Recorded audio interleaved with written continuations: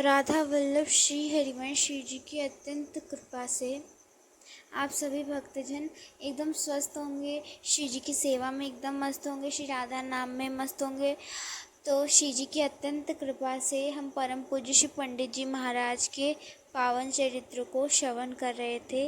कल के प्रसंग में हमने श्रवण किया कि किस प्रकार सेठ जी महाराज को श्री पंडित जी ने गुप्त तरह से ज्ञान प्रदान किया, जिससे जो उनका जीवन है वो अपने आप सुधर गया और दीक्षा भी नहीं मिली, परंतु अंततः उन्हें प्रभु की प्राप्ति हुई। श्री सेठ जी को, सेठ जी यानी श्री काशी राम जी को, जो उनके शिष्य बनना चाहते थे, उनसे दीक्षा लेना चाहते थे, परंतु श्री पंडित जी महाराज ने दीक्षा नहीं दी। लेकिन उन्होंने दृढ़ निश्चय कर लिया कि मेरे गुरु अगर कोई हैं तो वो श्री पंडित जी हैं, और उन्होंने आजीवन उन्हें अपना गुरु माना और आखिरी तक गुरु ही माना। और इस प्रकार श्री पंडित जी ने उन पर कृपा भी की। सबको तो नहीं पता, परंतु सबसे छुप कर उन पे ऐसी कृपा हुई कि कहा नहीं जा सकता है, जिस प्रकार गुरुदेव अपने शिष्य पे कृपा करते हैं। तो कल के प्रसंग में हमने ये श्रवण किया, श्री पंडित जी एक बड़े रहस्यमयी संत हुए। ऐसे कई महापुरुष हैं जिनके चरित्र को जब हम सुनेंगे तो हमें पता चलता है कि जो संत महाराज होते हैं ये बड़े रहस्यमयी होते हैं, जिनके साथ श्री ठाकुर जी, श्री जी बड़ी सारी लीलाएं करती हैं। आज भी ऐसे कई संत महापुरुष हैं, गुरुजन हैं, जो जिनके साथ श्री ठाकुर प्रियालाल लीला करते हैं। तो एक बार क्या हुआ, श्री पंडित जी का थोड़ा स्वास्थ्य ठीक नहीं था, तो श्री पंडित जी अपनी कुटिया में विराजमान थे और कई भक्तजन भी उनकी खटिया के पास विराजमान थे और सत्संग हो रहा था। तो पंडित जी लेटे हुए थे। अचानक से क्या हुआ, सब भक्तजन बैठे हैं, तभी पंडित जी कहे, अरे अरे मेरे पैर में कांटा चुभ गया, पैर में कांटा चुभ गया। अब भक्तजन श्री पंडित जी के पास संग बैठे थे, वे सोचने लग गए कि पंडित जी तो कहीं चल कर भी नहीं गए, वो तो यहीं लेटे हैं, फिर कैसे उन्हें कांटा चुभ गया। तो पंडित जी से कहने लग गए, पंडित जी आप तो कहीं गए नहीं, तो आपको कांटा कैसे चुभ गया। पंडित जी कहे, नहीं नहीं तुम एक बार देखो तो, मुझे कांटा चुभा है। तो भक्तजन ने बड़े आश्चर्यपूर्वक जाकर उन्हें देखा। जब उनके पैर को देखा तो पता लगा कि वहाँ पे सच में कांटा है। फिर भक्तजनों ने आश्चर्यपूर्वक उस कांटे को किसी तरह निकाला, फेंक दिया। फिर सब सोचने लग गए कि श्री पंडित जी तो कहीं चल कर नहीं गए, फिर कैसे उन्हें कांटा लग सकता है। आश्चर्य करने वाली बात है, जो व्यक्ति लेटा हुआ है उसको कांटा कैसे लग सकता है। परंतु सबको समझ में आ गया कि जरूर श्री ठाकुर जी के संग श्री पंडित जी कोई लीला कर रहे होंगे, श्री ठाकुर जी ने इनके संग कोई लीला की होगी। सब सोचने लग गए, लग रहा है श्री पंडित जी के संग भाव राज्य में श्री ठाकुर जी गोवर्धन पर्वत पर चल रहे होंगे, गौचारण की लीला हो रही होगी। इसी कारण श्री पंडित जी के पैर में कांटे चुभ गए होंगे। भाव राज्य में श्री ठाकुर जी अपने भक्तों के संग बहुत सारी सुंदर सुंदर लीलाएं करते हैं, जिनका हम कई भक्तों के चरित्र में हम श्रवण भी करते हैं। तो श्री पंडित जी भोजन जो है, उनका मानना था कि जब भी हम कोई भोजन पदार्थ को पाएं तो स्वाद रहित हो, यानी कि उसमें ज़्यादा स्वाद नहीं, बस प्राणों को चलने भर के लिए भोजन होना चाहिए।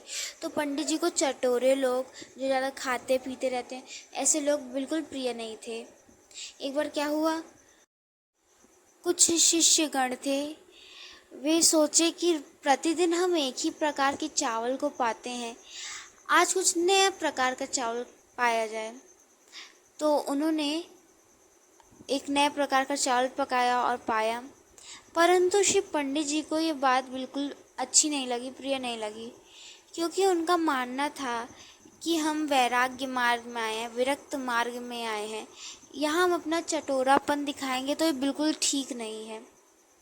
क्या मतलब हुआ हमारा वैराग्य में आना, इससे अच्छा तो हम गृहस्थ में थे, उनका यही मानना था।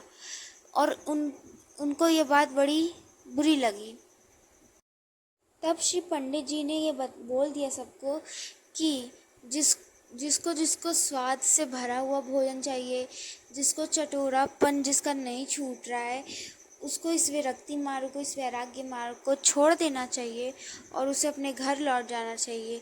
बड़ी अपने घर में रहे और चटोरा यानी कि स्वादिष्ट स्वादिष्ट भोजन पाए।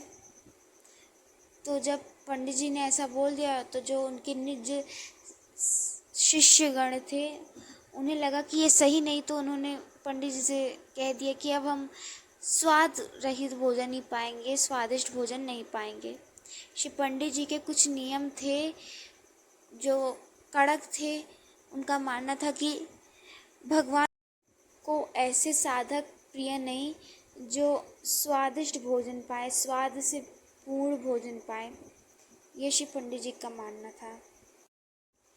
श्री पंडित जी को सोहनी सेवा बहुत ही प्रिय थी। सोहनी सेवा यानी कि झाड़ू लगाना उन्हें बहुत प्रिय था। ब्रज में सोहनी सेवा कहते हैं, उन्हें सोहनी सेवा करना बहुत प्रिय था।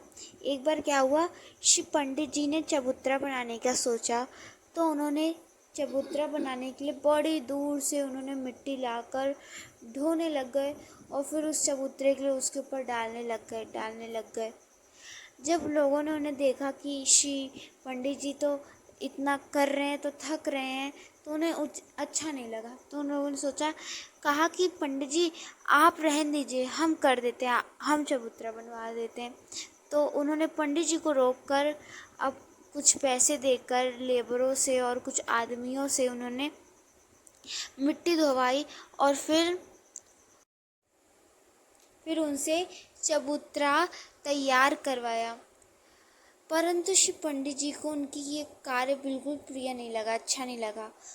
उन्होंने कहा आप लोगों ने मुझे तो रोक दिया और खुद आप लोगों ने ना सेवा कर दूसरों को पैसा देकर फिर आपने चबूतरा तैयार करवाया और इसमें कई पशु जन जिनको दुख पहुंचा उनके ऊपर मिट्टी धोई गई, तो उन्हें तो कुछ कष्ट हुआ। आपने स्वयं से नहीं किया। हाँ, ये प्रभु के लिए है, परंतु ये तो स्वयं से करना था। आप लोगों ने तो दूसरों को काम पर रख लिया और उनसे करवाया। फिर पंडित जी ने चबूतरा पर सोहनी सेवा आरंभ कर दी।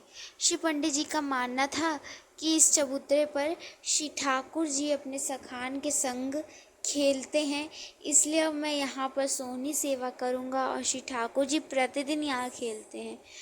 तो सोहनी जी से श्री पंडित जी सोहनी सेवा किया करते थे। और कभी कभार तो पंडित जी क्या करते थे, श्री पंडित जी अपने हाथों से ही सोहनी सेवा करने लगते थे। तो जब लोग जन देखते थे कि पंडित जी अपने हाथों से सोहनी कर रहे हैं, तो उन्हें लगता था कि श्री पंडित जी के हाथों में कंकड़ या फिर कोई कांटा चुभ जाएगा। तो वो कहते थे पंडित जी आपके हाथों में कांटा चुभ जाएगा, आप सोहनी से करिए सोहनी सेवा। तो पंडित जी कहते थे नहीं नहीं, अच्छी बात है, चुभ जाएगा तो मुझे पता चल जाएगा ना कि यहाँ पे कांटा है, फिर ठाकुर जी को चुभेगा नहीं, उनसे पहले मुझे ही चुभ जाएगा। ऐसा श्री पंडित जी का भाव था। तो श्री पंडित जी भक्त लोगों को, शिष्यजनों को गीता जी का पाठ, भागवत जी का पाठ और रामायण जी का पाठ करने को कहा करते थे। अगर रामायण जी का पाठ करोगे तो राम जी के संगी होगे, अगर भागवत और गीता जी का पाठ करोगे तो कृष्ण संगी के होगे। ऐसा श्री पंडित जी कहा करते थे और पाठ करने के लिए कहा करते थे। जिन साधकों को जो जमता था उस प्रकार का उन्हें वो पाठ करने के आदेश दिया करते थे। और एक बार क्या हुआ, श्री पंडित जी कुछ जब बच्चे जन होते हैं, जो छोटे छोटे बच्चे होते थे, उन्हें तो वो कभी कभार ऐसे ही श्लोक लिखकर दे दिया करते थे और कहते थे जाओ इसे आज याद करके आना, कल हमें सुनना है। तो इस प्रकार बच्चों को श्लोक दे दिया करते, तो बच्चे अगले दिन आते थे रामायण जी का तो कभी भागवत जी का, गीता जी का श्लोक उन्हें सुनाया करते थे। श्री पंडित जी उनके श्लोक को सुन के बड़े प्रसन्न होते थे। एक बार क्या हुआ, एक बच्चा था जिसको श्लोक पढ़ना बिल्कुल नहीं आता था, भागवत जी का श्लोक नहीं पढ़ना आता था, परंतु इतना भागवत सुनता था, इतना भागवत सुनता था कि धीरे धीरे उसके मुख पे बैठने लग गए भागवत जी का श्लोक और वो श्लोक गाने लग गया। श्री पंडित जी के सत्संग में आया करता था, प्रतिदिन सुनता था। तो एक बार श्री पंडित जी की सेवा में वो बालक लगा था और बालक ने श्री पंडित जी की सेवा में ही रहते हुए ऐसे ही मन में उसके विचार आया, उसने भागवत जी का एक श्लोक गाना गुनगुनाना शुरू कर दिया। जब पंडित जी ने सुना तो वो बड़े प्रसन्न हुए। उन्होंने कहा, चलो भागवत जी का श्लोक सुनाओ। तो बच्चा कहा कि मुझे कहाँ श्लोक का आता है, मुझे भागवत नहीं पढ़ने आती।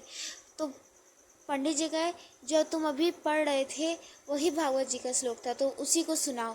तो वो सुनाया तो पंडित जी बड़े प्रसन्न हुए उसके श्लोक को सुनकर। तो इस प्रकार से पंडित जी धीरे धीरे कई लोगों को ऐसी शिक्षा प्रदान की कि आगे चल के जो छोटे से छोटे 3 साल के ऊपर वाले बच्चे और जो थोड़े बूढ़े बूढ़े लोग होते थे उनको तक को ऐसे संस्कृत के श्लोक याद करवा दिए, उन्हें पाठ करवा दिया। इतनी कृपा श्री पंडित जी ने सभी पर की।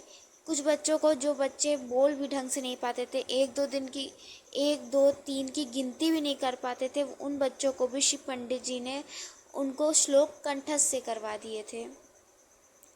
श्री पंडित जी अपने शिष्य गणों के संग गोवर्धन की परिक्रमा देते थे, परंतु गोवर्धन की परिक्रमा में उनके बहुत से अलग अलग नियम होते थे। जैसे कि उनका मानना था कि अगर गोवर्धन की परिक्रमा करें तो गोवर्धन की परिक्रमा के समय साधक को गलत बातें नहीं करनी चाहिए, पर चर्चा नहीं करनी चाहिए, पर निंदा नहीं करनी चाहिए, कोई संसारी बातें नहीं करनी चाहिए, खाना पीना नहीं चाहिए और आदि आदि चीज़ों का ध्यान देना चाहिए, धूम्रपान नहीं करना चाहिए, व्यभिचार नहीं करना चाहिए।